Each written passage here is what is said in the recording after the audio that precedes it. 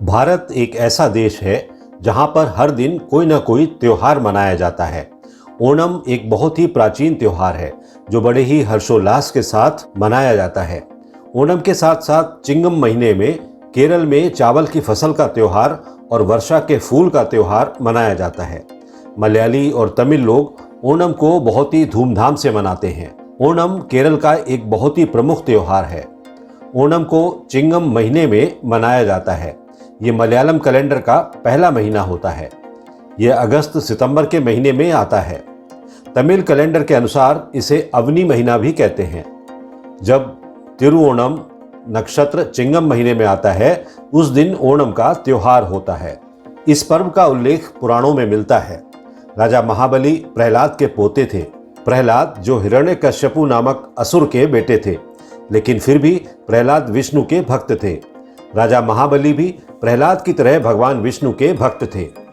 समय आगे बढ़ता गया और वे बड़े होते गए। उनका साम्राज्य स्वर्ग तक फैला हुआ था। इस बात से उनकी प्रजा बहुत खुश थी। देवी देवता विष्णु भगवान की अर्चना करने लगे। विष्णु भगवान वामन के वेश में उनके सामने गए। विष्णु जी ने 3 पग जमीन का दान मांगा था। राजा बलि इस बात को बहुत ही साधारण समझ रहे थे, लेकिन ये साधारण बात नहीं थी। जब राजा बलि ने 3 पग जमीन देने के लिए हामी भर दी तो भगवान विष्णु ने अपना विराट रूप ले लिया। उन्होंने अपने एक पग से पूरी धरती को नापा और दूसरे पग से आकाश को, लेकिन तीसरे पग के लिए कुछ नहीं बचा। तो राजा बलि ने अपना सिर अर्पित कर दिया। क्योंकि राजा बलि ने अपना सब कुछ दान कर दिया था तो वे धरती पर नहीं रह सकते थे। विष्णु भगवान ने उन्हें पाताल लोक जाने के लिए कहा, लेकिन जाने से पहले भगवान विष्णु ने उनसे एक वरदान मांगने के लिए कहा था। राजा बलि गरीबों को बहुत दान देते थे। राजा बलि अपनी प्रजा से बहुत प्यार करते थे, तो उन्होंने साल में एक दिन धरती पर आकर अपनी प्रजा को देखने का वरदान मांगा। भगवान विष्णु ने उनके इस वरदान को स्वीकार कर लिया। ऐसा माना जाता है कि श्रावण मास के श्रवण नक्षत्र में राजा बलि अपनी प्रजा को देखने के लिए खुद धरती पर आते हैं।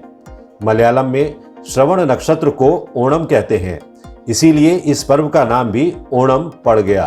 तभी से इस त्योहार को ओणम के नाम से मनाया जाने लगा। ओणम त्योहार को 10 दिन तक मनाया जाता है। इसमें पहला और 10वां दिन सबसे अधिक महत्वपूर्ण होता है। केरल के सभी लोग इस उत्सव में शामिल होते हैं। प्रवासी केरलवासी भी इन दिनों में अपने घर आकर इस पर्व को मनाते हैं। ओणम के त्योहार पर घरों को दुल्हन की तरह सजा दिया जाता है। हर घर के सामने रंगोली बनाई जाती है।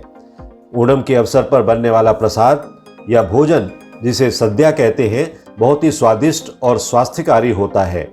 ओणम के त्योहार में केरल की समृद्धि को व्यापक रूप से देखा जा सकता है।